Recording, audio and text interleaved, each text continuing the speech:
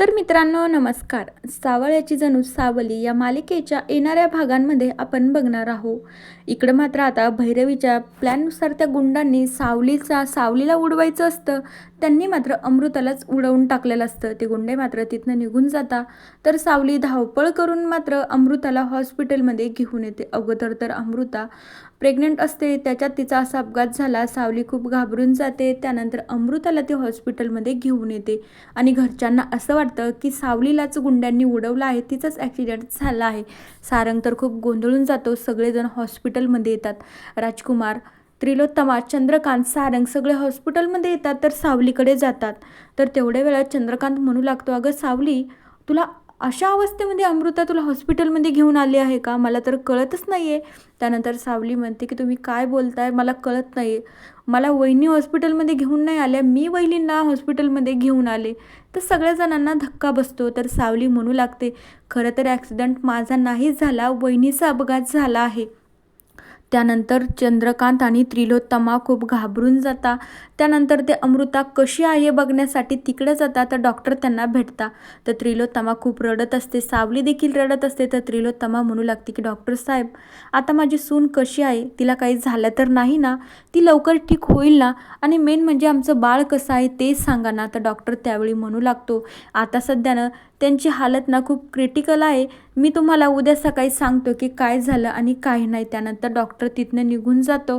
तर त्रिलोत्तमा खूप रागाने सावलीकडे बघू लागते. या सगळ्या गोष्टीचा दोष मात्र त्रिलोत्तमा सावलीला देत असते. तर त्यानंतर मात्र त्रिलोत्तमा सावलीला सांगत असते की माझ्या अमृताच्या बाळावर तुझी सावली देखील पडली नाही पाहिजे, तू अजिबात हॉस्पिटलमध्ये थांबायचं नाही, तू आत्ताच्या आत्ता घरी निघून जा. सारंग मात्र सावलीला घेतो आणि घरी जातो. सावलीला मात्र अमृताला बघावं, तिच्या बाळाला भेटावं असं तिची खूप इच्छा होत असते. पण मात्र ते त्रिलोत्तमामुळे शक्य नसतं. सावलीला घरी त्रिलोत्तमा काय म्हणते ते सतत आठवू लागतं. तर त्रिलोत्तमा सावलीला असं म्हणत असते की अजिबात माझ्या नातवंडावर आणि माझ्या सुनेवर तुझी सावली देखील पडली नाही पाहिजे. तुला चांगलंच कळते ना, हे सगळं तुझ्यामुळेच झालं आहे. मी म्हणलं होतं ना, जोपर्यंत अमृताची डिलेवरी होत नाही तोपर्यंत उंबरठ्याच्या बाहेर तुम्ही जायचं नाही, पण तू मात्र अमृताला तिकडे घेऊन गेली आणि हा सगळा अपघात तुझ्यामुळेच झाला आहे सावली. सावलीला हे सगळं आठवू लागतं.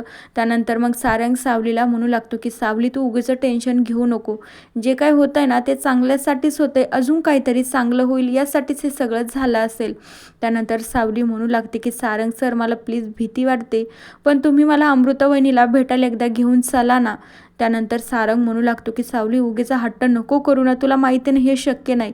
आईने तुला डायरेक्टली सांगितलं आहे की तिकडं तू अजिबात फिरकायचं सुद्धा नाही. त्यानंतर सावली विठुरायासमोर अमृता आणि तिच्या बाळासाठी प्रार्थना करत असते. तेवढ्या वेळात तिथला समोरचा दिवा मात्र विझून जातो. त्यानंतर सावली डायरेक्टली घाबरून जाते. त्यानंतर सावली सारंगच्या पाया पडते म्हणू लागते की सारंग सर, प्लीज मला अमृता वहिनीला भेटण्यासाठी हॉस्पिटलमध्ये घेऊन चला ना. सावली मात्र खालीच बसते आणि हे सगळं सारंगला म्हणू लागते. तर सारंग म्हणत असतो की सावली, उगीचा हट्ट नको न करू. त्यानंतर सावलीला मात्र डायरेक्टली चक्कर येते आणि सावली बेशुद्ध पडते. सारंग जास्तच गोंधळून जातो. मग त्यानंतर राजकुमार आणि त्रिलोत्तमा परत एकदा अमृताला भेटण्यासाठी त्या हॉलमध्ये जातात आणि डॉक्टरला देखील भेटतात, त्याला विचारू लागतात. तर आता त्रिलोत्तमा डॉक्टरांना विचारू लागते की डॉक्टर साहेब, काय झालंय, सगळं ठीक आहे ना? तुम्ही असा चेहरा करताय जसं काही दुसरंच काहीतरी भलतंच होऊन बसलाय. तर डॉक्टरला सुद्धा बोलता येत नसतं. डॉक्टर म्हणू लागतो, हो मी तुम्हाला सांगतोय, बाळाचे ना आम्ही त्याचा श्वास घ्यायचा आवाज येत नव्हता, कळत नव्हतं ना, आम्ही त्याच्या काही टेस्ट केल्या ना, तर तेव्हाच आम्हाला कळलं की बाळ पोटामध्येच दगावलं, म्हणजेच बाळ पोटातच गेलं आहे. आता डॉक्टरचं हे बोलणं ऐकून राजकुमार तर खूप रडू लागतो.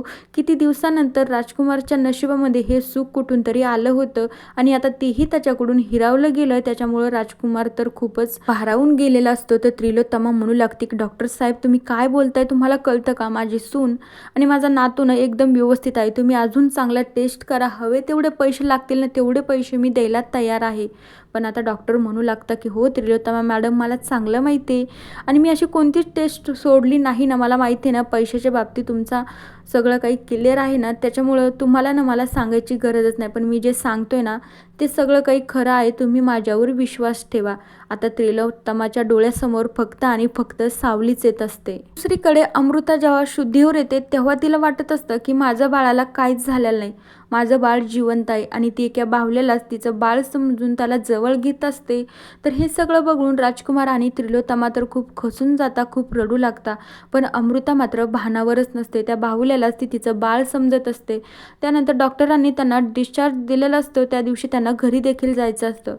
तर दुसरीकडे सावली मात्र बबलूकडे हट्ट करत असते की म्हणू लागते की बबलू दादा, मला सारंग सर तर हॉस्पिटलमध्ये घेऊन जातच नाही. अमृता वहिनीला भेटायचं आहे, मला त्यांच्या बाळाला बघायचं आहे, पण हे सारंग सर मला घेऊन जात नाही. प्लीज मला तुम्ही घेऊन चला ना. बबलू म्हणू लागतो की सावली वहिनी तुम्ही काय बोलताय, तुमचं तुम्हाला तरी कळते का? त्रिलोत्तमा मॅमनं सांगितलं आहे ना, मग आपल्याला तिकडे कशाला जायचं आहे? अमृता वहिनीच घरी येईल ना तेव्हा तुम्ही तिला भेटा की. त्यानंतर मग अमृता, राजकुमार, त्रिलोत्तमा, चंद्रकांत सगळे घरी येतात. तर अमृता मात्र ते बाळ समजून त्या बाहुल्यालाच घेऊन आलेली असते. ती दारामध्ये येऊन उभी राहते. तर सगळेजण फक्त अस्वस्थ एकमेकांकडे बघत असतात. तर अमृता म्हणू लागते, अरे असं घरामध्ये एकदम शांत वातावरण कसं काय झालंय? माझं बाळ घरी आलंय आणि तुम्ही अजिबात खुश नाहीत. माझ्या बाळाचं तुम्ही स्वागत नाही करणार का?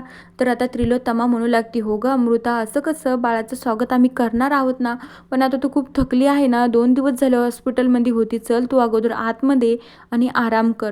त्यानंतर अमृता म्हणू लागते, नाही नाही, जोपर्यंत माझ्या बाळाची दृष्ट काढत नाही ना तोपर्यंत मी आतमध्ये तर काही येणारच नाही. बोलवा ना तुम्ही सावलीला, माझ्या बाळाची दृष्ट काढायची आहे. आणि मग अमृता स्वतः सावलीला आवाज देऊ लागते, का गं सावली, मी आले आहे, बघ ना, मी बाळाला देखील घेऊन आले आहे. तुला माझ्या बाळाला बघून खूप आनंद होईल, तू खाली ये बरं का.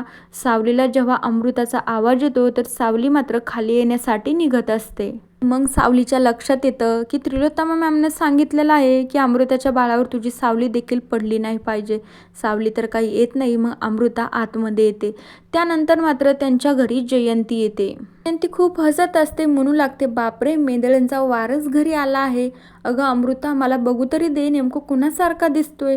आणि मग जयंती अमृताजवळ जी काही बाहुली असते ते बघण्यासाठी समोर जाते. तर मग जयंती हसू लागते, म्हणू लागते, काय गं अमृता, हे कसलं बाळ आहे आणि हा कसला वारस आहे? ही तर बाहुली दिसते मला. तर अमृताला खूप राग येतो. अमृता डायरेक्टली जयंतीच्या अंगावर धावून जाते आणि म्हणू लागते की जयंती मॅडम, तुम्ही हे काय बोलताय? हे माझं बाळ आहे आणि तुम्ही याला बाहुली म्हणतायत का? तुम्हाला कसं असं बोलाय वाटतं? त्यानंतर मग सावली, सारंग एकमेकाकडे बघू लागतात. तर त्रिलोत्तमा खूप घाबरून जाते. तर त्रिलोत्तमाला वाटत असतं की या जयंतीमुळे अमृताला सगळं खरं कळायला नको. दुसरीकडे सावली त्रिलोत्तमाची समजूत काढते. तिला म्हणू लागते, आता अमृता वहिनीला जे काही खरं आहे ना ते त्यांना कळायला हवं. किती दिवस बाहुलीला त्या बाळ म्हणून मिरवणार आहेत? त्रिलोत्तमा म्हणू लागते, आता ना तू आता काहीच करायचं नाही बघ सावली. अगोदर तर तू तिचं बाळ हिरावून घेतलं आहे आणि आता भलतंच काहीतरी करायला नको जाऊ, जेणेकरून अमृताला त्रास होईल. तर सावली म्हणू लागते की त्रिलोत्तमा मॅडम, तुम्हाला वाटते का अमृता वहिनीचं बाळ मी हिरावून घेतलं आहे? तर त्रिलोत्तमा म्हणू लागते, हो, मला चांगलंच माहिती आहे. तर मित्रांनो, बघूया येणाऱ्या भागांमध्ये काय होतं. तोपर्यंत या मालिकेच्या पुढील भागांच्या अपडेट्ससाठी चॅनलला सबस्क्राईब करा. So bye.